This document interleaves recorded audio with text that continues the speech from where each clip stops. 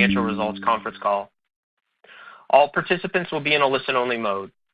Should you need assistance, please signal a conference specialist by pressing the star key followed by 0. After today's presentation, there will be an opportunity to ask questions. To ask a question, you may press star and then 1 using a touch-tone telephone. To withdraw your questions, you may press star and 2. Please also note, today's event is being recorded. At this time, I would like to turn the conference call over to Mr. Greg Lamp, Vice President of Investor Relations. Sir, please go ahead. Thank you, Jamie. Good morning, and welcome to Ciena's 2025 fiscal third quarter conference call. On the call today is Gary Smith, President and CEO, and with us here today for the first time is Mark Graff, who officially joined Ciena as CFO on August 1st. Welcome, Mark. We look forward to introducing you to our investment community in person over the coming weeks and months. Scott McFeely, Executive Advisor, is also with us for Q&A. In addition to this call and the press release, we have posted to the Investors section of our website an accompanying investor presentation that reflects this discussion, as well as certain highlighted items from the quarter.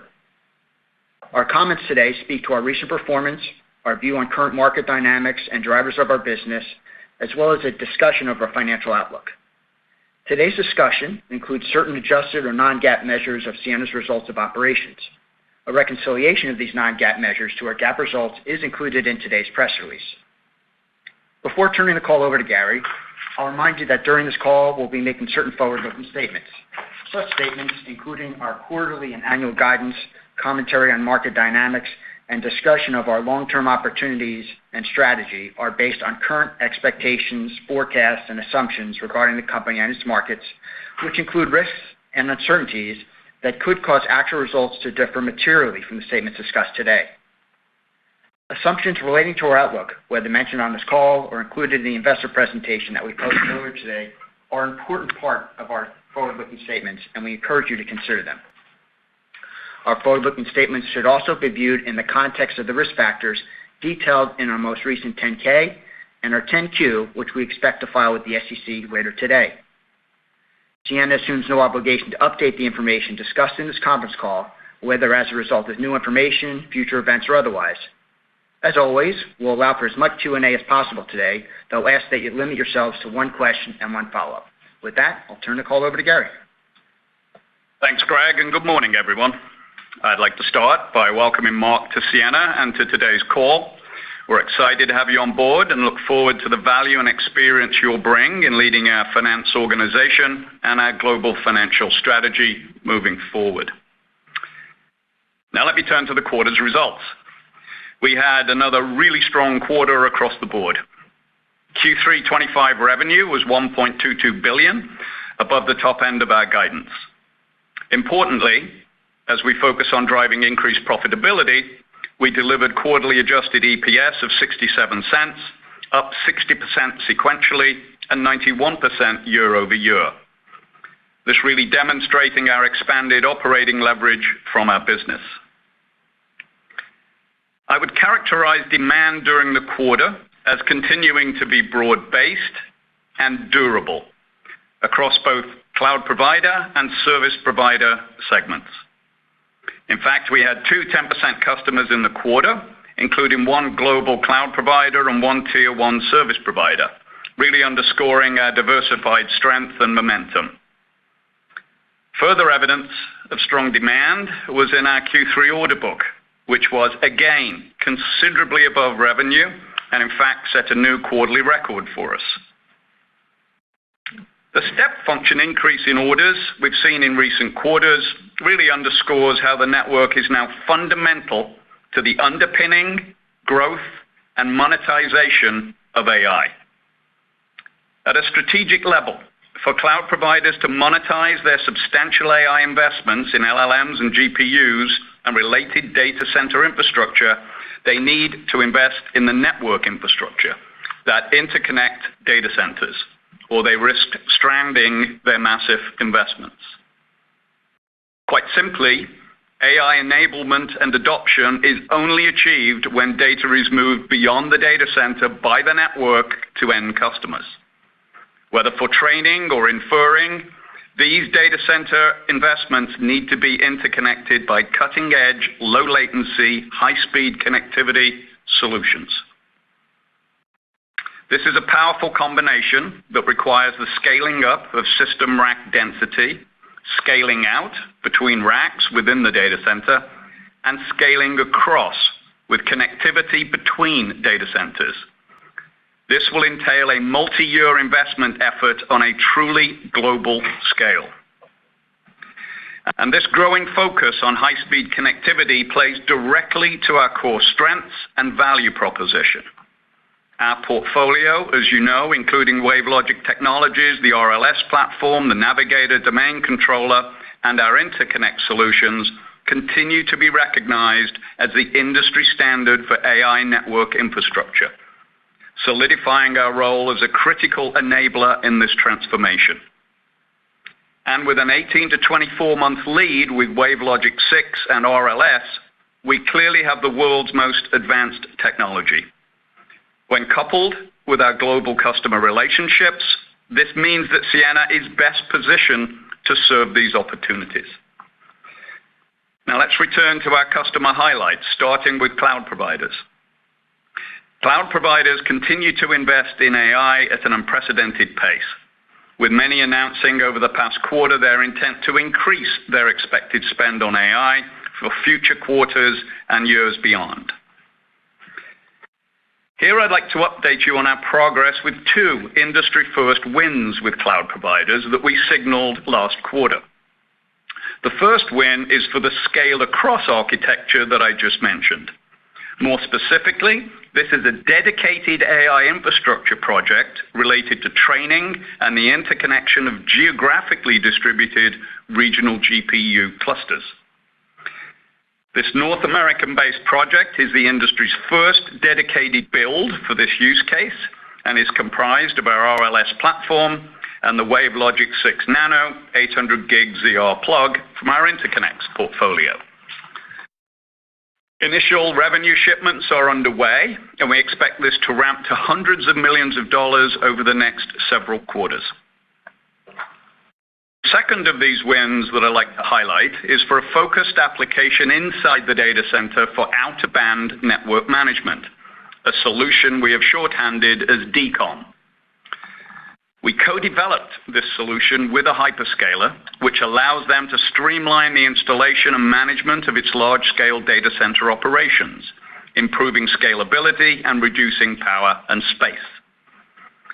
We also now have significant orders in-house for this application. Overall, we have increasingly strong partnerships with all of the major hyperscalers, driving increased demand for our industry-leading technology in these AI infrastructure builds. In Q3, another major hyperscaler placed its first large order for 400 ZR plus pluggables, establishing Ciena as the lead supplier of this technology for this customer. Consequently, we are on track to meet our expectations to at least double revenue year over year for our interconnects portfolio in 2025. We now also believe that we're likely to be in a position to at least double and more our interconnects revenue again in FY26. I want to mention here that there is another sizable emerging group of cloud providers beyond the 4 to 5 large, well-known hyperscalers. This diverse group of network operators is now generally being referred to as neoscalers, a term which is inclusive of AI compute specialists such as GPU as a service providers, cloud and edge service providers, and smaller data center and co-location providers. As they build and scale their own infrastructure, neoscalers are strategically positioned to leverage AI traffic growth, distributed compute and automation, creating significant opportunities for Ciena globally over time and adding to the durability of the demand. In fact, we've already secured multiple new wins with these cutting-edge neoscalers, and we see this as a rapidly expanding new market for Ciena. Turning now to service providers, really on trend with the last few quarters, we continue to see more steady and sustainable investment patterns both in North America and internationally, And in fact, 3 of our top 5 customers in Q3 were service providers.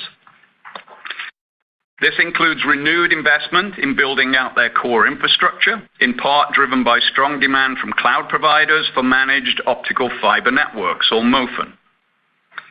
It also reflects strong enterprise demand pull-through and service providers' increasing focus on the role they can play in delivering AI to the edge as more enterprises move workloads to the cloud and AI-driven applications get adopted over time. It is clear that both our cloud and service provider customers are focusing their network investments where bandwidth and network scale are critical to support and enable AI traffic growth to drive monetization and adoption. This dynamic is reinforcing the significance of the current and long-term opportunity for both our systems business and our interconnects portfolio, including over time for inside the data center.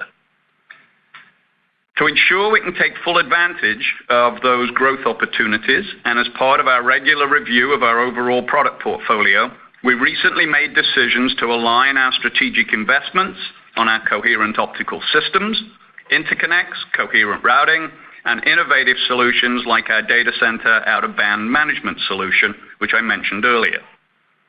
To that end, we will be redirecting additional R&D investment into these technologies and away from our residential broadband access portfolio, given the larger customer priorities for AI-driven and cloud network investments over the next several years. To be clear, we will continue to sell and support our existing broadband access products. However, we will be limiting forward investments only to strategic areas such as DCOM. I'll now hand over to Mark for a closer look at our Q3 performance and our business outlook. Mark. Thank you, Gary, and good morning, everyone. Let me start by saying how excited I am to join Gary and the rest of the team to capitalize on the tremendous opportunities ahead for the company.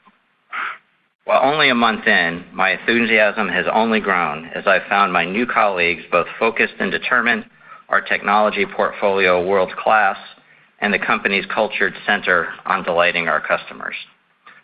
Moreover, Ciena and its owners have benefited greatly from Jim Moylan's leadership and guidance, as well as the strong financial foundation he's built. As I look to build upon that strong foundation, my concentration will be on driving incremental value creation for our owners. While learning continues, my initial areas of focus will be structurally improving our gross margin performance, establishing world-class working capital management practices, and a continuing focus on our capital allocation policies, which will prioritize organic investment in our product and technology roadmap, ensuring adequate capital available for inorganic accretion, and returning excess free cash flow to our owners. And I plan to continue advancing the operational efficiencies already underway. Lastly, I will be reviewing our framework and approach to providing long-term financial targets. With that, let me recap our strong fiscal third quarter performance. Revenue of $1.22 billion exceeded the high end of our guidance, up 8% sequentially and nearly 30% year over year, with a strong showing in our RLS optical products and routers and switches. Adjusted gross margin in Q3 was 41.9%, 90 basis points above our guidance, primarily driven by benefits from sales of previously reserved material and lower net tariff impacts. Adjusted operating expense in Q3 was $380 million. This was higher than expected, driven entirely by incentive compensation associated with strong order performance and our continued strong overall financial performance in fiscal 25. When adjusted for these impacts, we remain on track to meet our base OPEX spending level for the full year. With regard to profitability measures in Q3, we delivered adjusted operating margin of 10.7%, up 270 basis points year on year. Adjusted net income was $96 million, and adjusted EPS was 67 cents, up 91% year on year. In addition, we generated $174 million in cash from operations and a free cash flow margin of 11%. Adjusted EBITDA was $158 million, or 13% of revenue. We ended the quarter with approximately $1.4 billion in cash and investments, which included a repurchase of 1 million shares for $81.8 million in the third quarter, which brought our year-to-date share repurchases to $245 million. And we expect to repurchase another $85 million in fiscal Q4 to bring the total share repurchase to $330 million for the fiscal year, or about 1/3 of our current authorization. Before I get to guidance, let me provide a brief update on tariffs. Last quarter, we told you that we expect to mitigate most of the quarterly tariff impact and believe that the net effect to our bottom line in future quarters would be immaterial. While still a highly fluid environment, Q3 played out slightly better than expected as we gained more clarity on specific tariffs. We continue to work closely with our supply chain and customers to monitor and respond to any changes in the tariff environment. So as I turn to guide, it is against the backdrop of today's tariff regime, and any changes would have a resulting impact on our results. Barring any unforeseen changes, we continue to expect the impacts to be immaterial. Now, on to guidance. For the fiscal fourth quarter, we expect to deliver revenue in a range of $1.24 to $1.32 billion. We expect Q4 adjusted gross margins to be between 42% and 43%. We believe fiscal Q2 marked the floor for gross margins, and we expect improving trends over the next several quarters. We expect adjusted operating expense in Q4 to be in a range of $390 to $400 million, reflecting the impacts of continued strong order flow and overall financial performance on incentive compensation. As Gary noted, subsequent to the close of the quarter, we made the decision to further align our strategic investments toward our coherent optical systems, interconnects, coherent routing, and innovative solutions like out-of-band data center management applications, or DCOM. As a result of redirecting R&D investments into these technologies and ceasing further development of our 25 gig PON broadband activities, we expect to record a non-cash charge in Q4 against in-process R&D with a carrying value of approximately $90 million. This will be adjusted from our GAAP reported earnings. Further, as we align our investments and as part of a broader effort to drive operating efficiencies, we are implementing a reduction in headcount that impacts approximately 4% to 5% of our workforce, inclusive of the broadband investment shift. This will result in a Q4 restructuring expense of approximately $20 million to cover employee severance and related costs, expected to be paid starting in Q4, and additionally adjusted out from our GAAP reported earnings. Looking further out, we believe demand to be very durable over the midterm horizon in both our systems and interconnect portfolios. This is being borne out by our orders and backlog that provide visibility into the second half of 2026. With this strength and the momentum we're seeing in 2025, we have increased confidence to provide a preliminary view of 2026. As we see it today, we expect to deliver approximately 17% year-on-year growth in fiscal 2026, similar to what we're currently projecting in fiscal 25, achieving the high end of our 3-year revenue CAGR target 1 year early. We expect that gross margins will continue to improve in fiscal 2026 with an initial estimate of 43% plus or minus 1 point.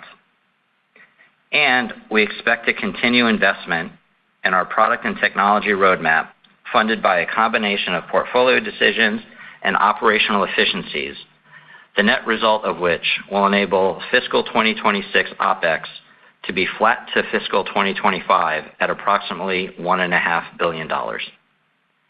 Taken together, we now believe that we will accelerate our longer-term goal of 15% to 16% operating margin by 1 year from 2027 to 2026, driven by increased operating leverage and improving gross margins. Given that, and in combination with the continued rapid growth we are seeing in the market, we will not be providing new 3-year targets. With that, let me turn it back to Gary for some closing comments before we take your questions.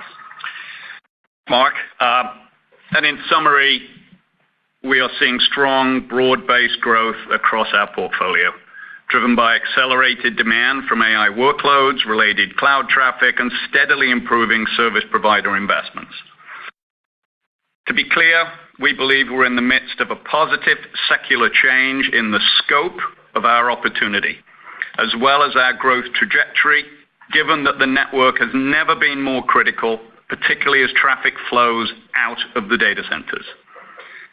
And as you know, for the last several years, we've been investing in technologies and products that address this demand. That demand is here now, and it's only just the beginning. Globally, more than $7 trillion is projected to be spent through 2030 to accelerate investments in data centers, GPU clusters, the power grid, and AI model development. And increasingly, networking will have a greater wallet share of this spend. We believe we are at the early stage of a multi-year, highly durable network investment era. It's now all about the network, and Ciena's high-speed connectivity is front and center in this critical AI scaling. As it basically moves from electrons to photons, it's all about optical. With that, we'll now take questions from the sell-side analysts. We will now begin the question and answer session. To ask a question, you may press star and then 1 on your touch-tone phones. If you are using a speakerphone, we do ask that you please pick up the handset before pressing the keys. To withdraw your questions, you may press star and 2. Again, that is star and then 1 to join the question queue. We'll pause momentarily to assemble the roster.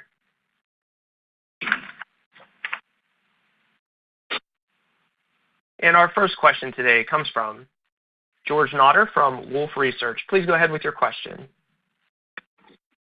Hi, guys. Thanks very much. I guess I wanted to start by just asking some questions about sort of the industry structure and how you see that impacting your gross margin over time.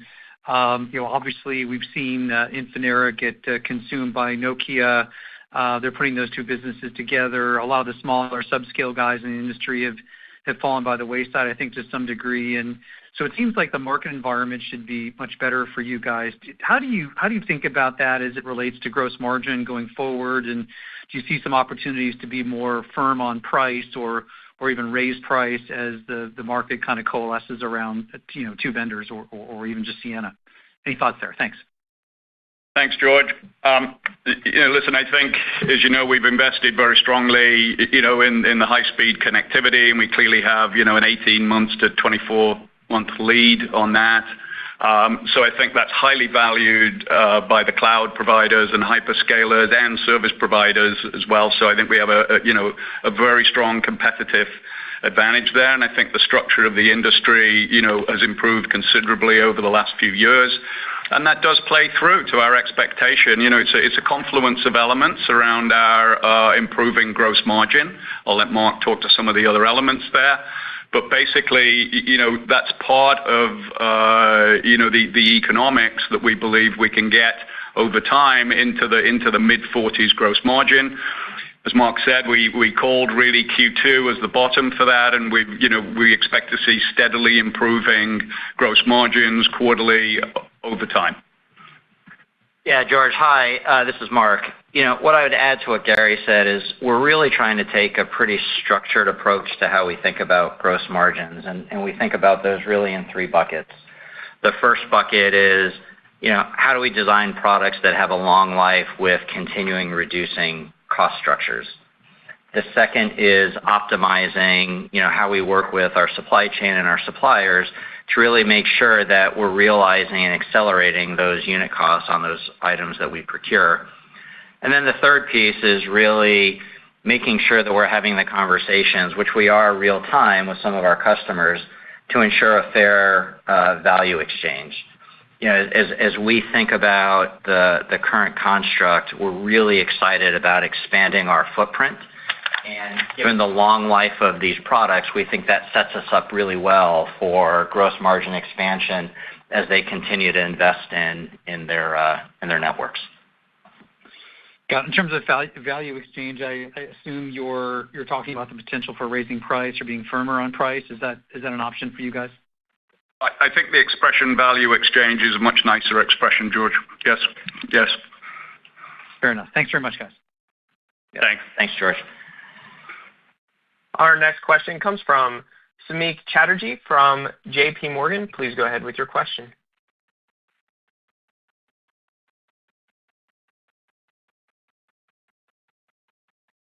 Samik, we have you? And Samik, is it possible your line is on mute? Yep. Can you hear me now? Yes. We can hear you now. Please proceed. Yep. Sorry about that. Congrats on the strong outlook here. Maybe just to start with the neoscaler opportunity and sort of how you're thinking about how that evolves more in terms of sizing and timing as well, and how should we think about that contributing to your updated guide for fiscal 26? What are the sort of range of engagements you have on that front? Thank you. And I have a follow-up as well. Hey, Samik. Listen, I think it's a net incremental opportunity for us that's going to scale over time. We're encouraged by what we're seeing at the early stages of that. A lot of these neoscalers are identifying fairly early on that they want to invest in the network. They understand the issues around, connectivity and how they're going to enable their business. So you're seeing, a lot of new builds beginning with these neoscalers, and we've won, a number of them, and we have a number in our pipeline. So I think as we go through 26, we've included that obviously in our guide, what our expectations are for these. But I think they will increasingly over the next few years play a more significant role in our overall growth. Got it.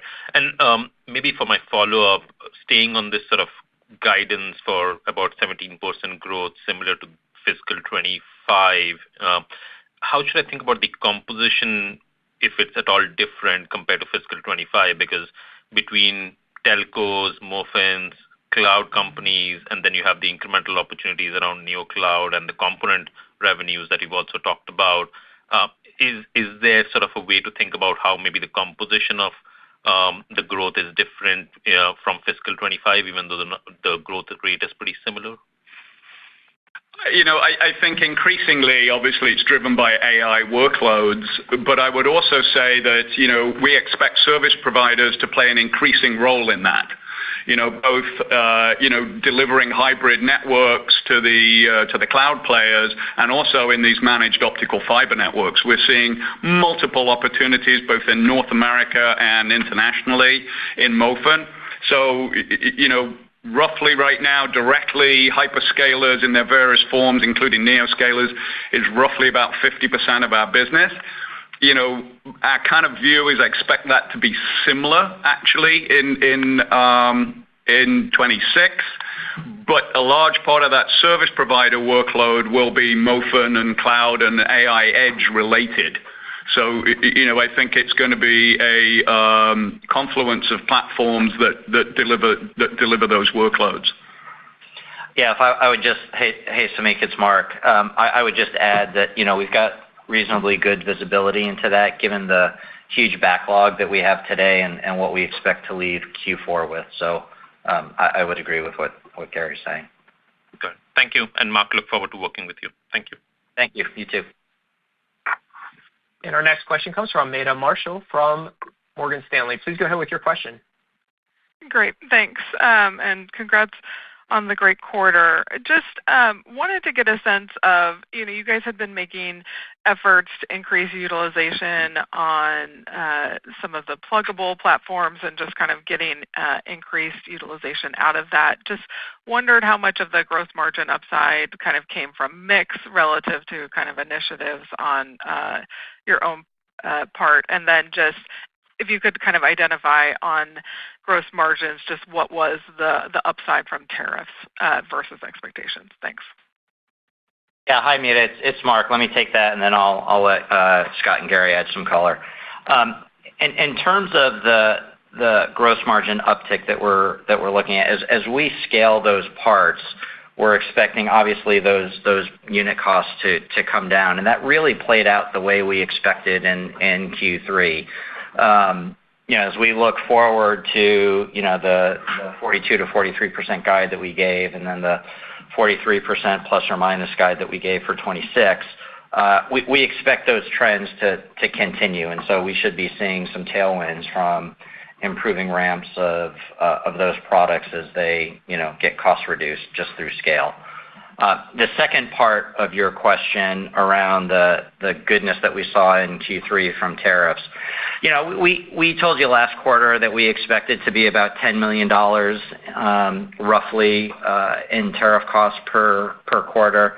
As we saw the administration kind of work out some of the trade deals with various nations that impact us, like India or Vietnam, et cetera, we were able to tighten up some of those expectations. So we saw a little bit of good news. Maybe it's 20 or 30 basis points of the benefit that we got out of the 90 that I cited, and that's really that's really what was driving it. It was just getting tighter on a pretty uncertain environment. And Meta, just to follow up on your margin question, what you referred to headwinds that we referenced in previous calls around some of our new product introduction, whether it be pluggables or 6E or RLS, and Mark gave you the dimensions of what the margin changes were quarter over quarter. But I would say we did that margin improvement despite the fact that we were shipping a lot more RLS and a lot more plugs. And to give you a sample of that, quarter over quarter on their plug business, the ports that we shipped were up 20% sequentially. So we were able to deliver margin improvement even in the face of that. And RLS had another bumper quarter. And that's all coming from scale in general matters, the natural life cycle of these new introduction products, and our continuous focus of cost reduction over time. And then as we look forward into 26, we will be able to take advantage of a technology transition into our WaveLogic 6 family as well, which will yield better margins for us. Great. Thank you. And our next question comes from Ruben Roy from Stifel. Please go ahead with your question. Yes, thank you. The question for either Gary or Scott. I wanted to dig in a little more to scale across. You obviously talked about the GPU clusters last quarter, Gary, but this term scale across is popping up more, and with NVIDIA talking about a dedicated switch for scale across. I wonder if you could talk through the opportunity relative to coherent light and sort of your broader portfolio, because it seems like you've been talking about coherent light for a while now, maybe almost a year, but it seems like there's a bigger opportunity across these dedicated areas of infrastructure that are being discussed with this concept of scale across. Am I thinking about that right? Thank you. Yeah, good morning, Ruben. Yeah, absolutely correct. The scale across network, as you say, is sort of connecting GPUs at distance beyond a single data center.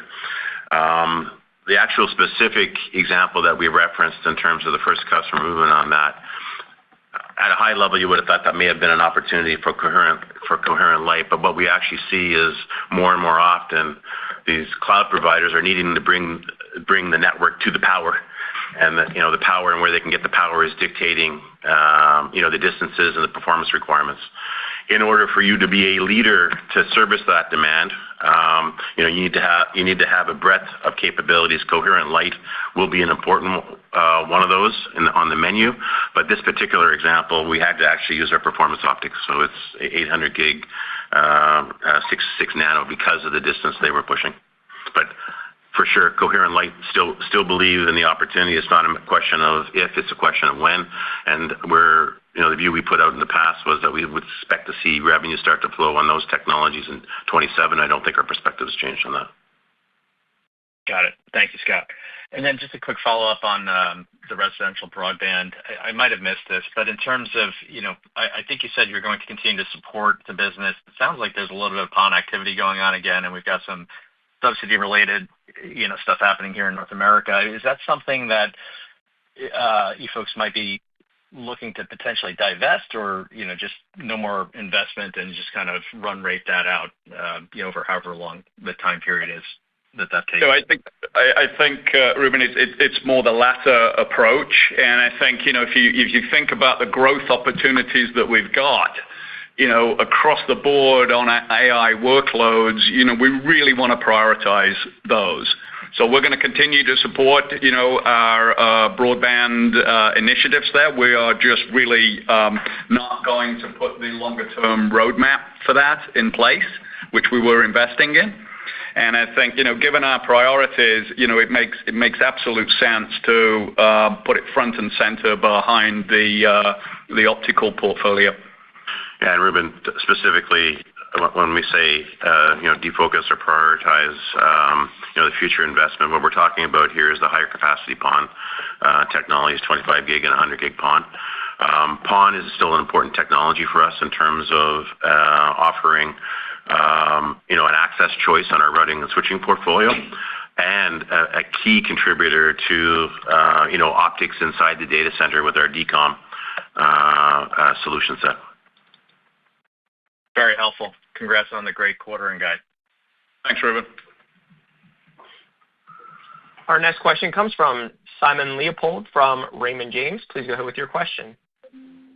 Thanks for taking the question. The first thing I wanted to ask about is maybe a little bit of a kind of compare and contrast of this DCI opportunity, because clearly Ciena has been interconnecting data centers for years, but in this use case, you're talking about hundreds of millions to interconnect a pair of data centers. And so what I'm trying to get a better sense of here is sort of the distinct differences, and then what is sort of that market opportunity from here.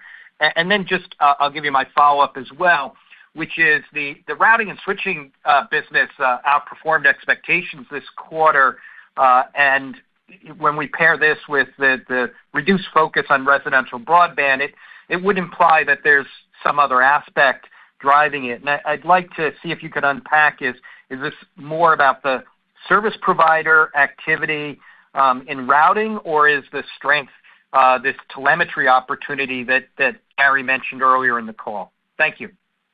Simon, let me take the first part of that, and Scott will take the second part of the question.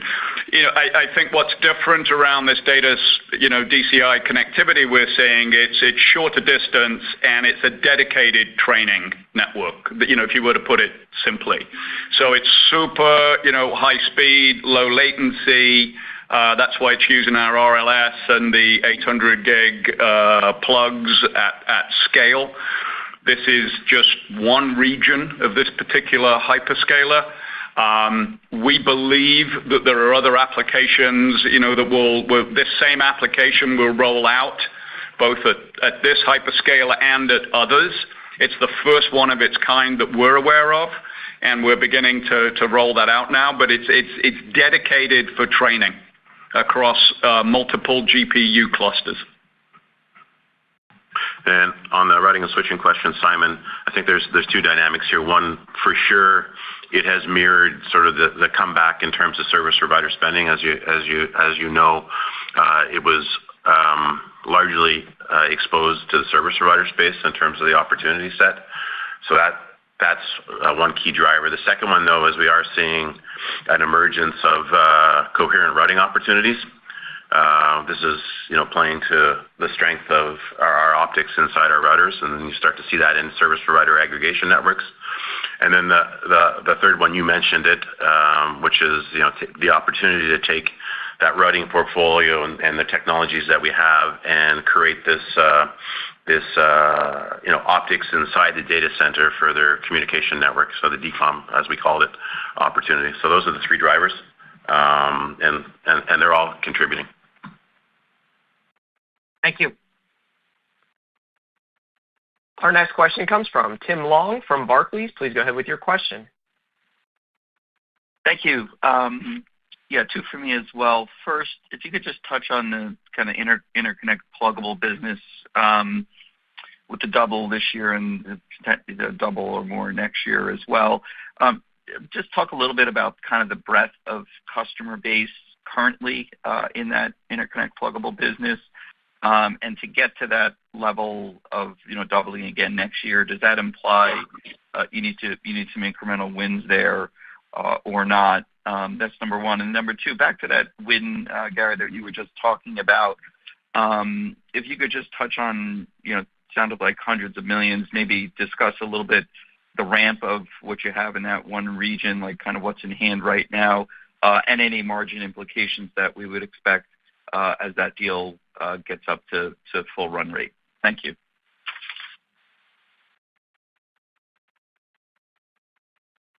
Yes, let me tackle the first one on the interconnect business. Just a reminder for folks on the call, when we talk about interconnects, it's really the categorization of